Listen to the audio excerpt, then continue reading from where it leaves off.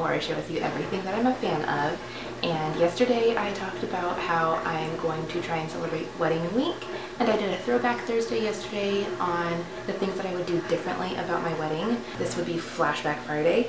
Today I wanted to talk about the things that I'm very glad that I did and things that I definitely would not change. I'm talking very quietly because both of my girls are napping.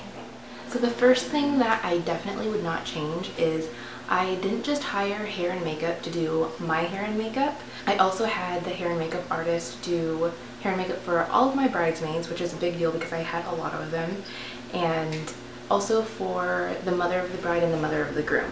That was very fun. Everybody enjoyed it. It took the pressure off of them trying to have to look nice for the big day. It was nice to be pampered by other people. So I'm really glad that I did that. The second thing that I'm really glad that I did, I rented a limo. We actually had to plan our wedding to where our ceremony was in one location and our reception was in another. Like I said, we had a very large wedding party, and I didn't want all of us all dressed up, especially the girls in our heels, having to shove into cars or figure out, like, trying to coordinate how to get there and then be ready for our grand entrance into the reception, and to be big enough to fit all of us in there. I think altogether there were 18 of us. That was really fun. Even though it was only a 5-minute drive, we felt a little bit like royalty. We actually had a place to wait because we did hire a day of planner and coordinator, so we actually had to wait until they were able to get everybody inside and seated. So it was actually kind of nice because then we weren't kind of just hanging around outside the reception area. We were all just kind of tucked in the limo, and people brought us drinks, and there was champagne in the limo, so it was kind of nice. All of my friends were able to drink if they wanted to. They were tired from dancing at the end of the night,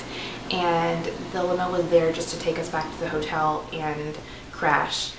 The third thing that I'm really happy that I did, and I would recommend it to anybody that's having a wedding or a large wedding party, is I had a lot of parties.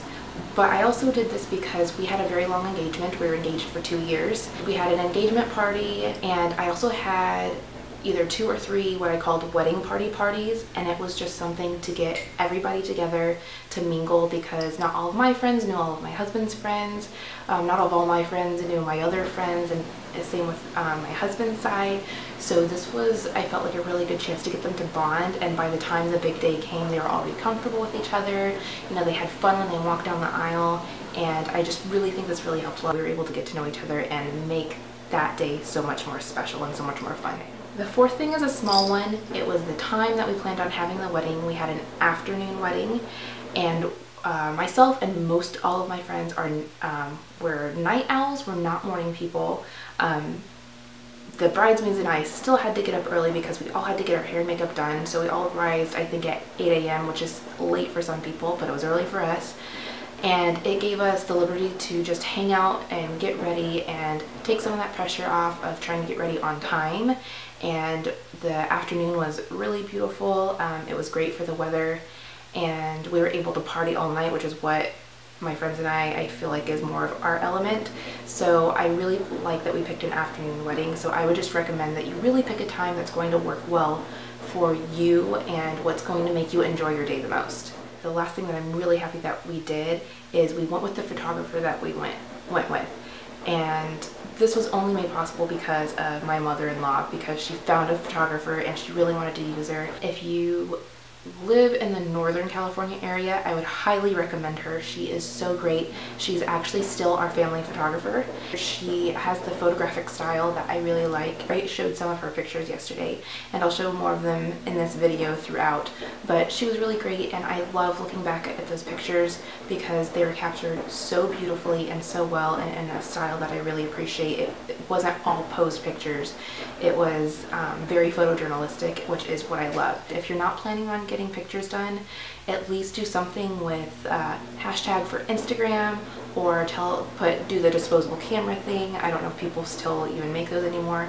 Do something to where your big day is photographed, because out of all those pictures that people take with just their personal cameras and cell phones, you're bound to get some very beautiful ones. And it's so great because they're not lying when they say that day flashes by so quickly, and you're gonna really want to drink in those memories when you look back on your wedding day. That was it for my video today. Tomorrow is our anniversary, and I can't believe it. I can't believe it's already been 5 years. So keep a lookout for my video for tomorrow, and if you are a fan of weddings, please give my video a thumbs up and please subscribe if you haven't already so you can see more videos. Okay, thank you so much for watching, guys. I'll see you with my next video. Bye. I didn't want us all to have to shove into our cars. Thomas. I have the loudest cat ever in the world. Anyway, the second thing that I'm really glad you can see his tail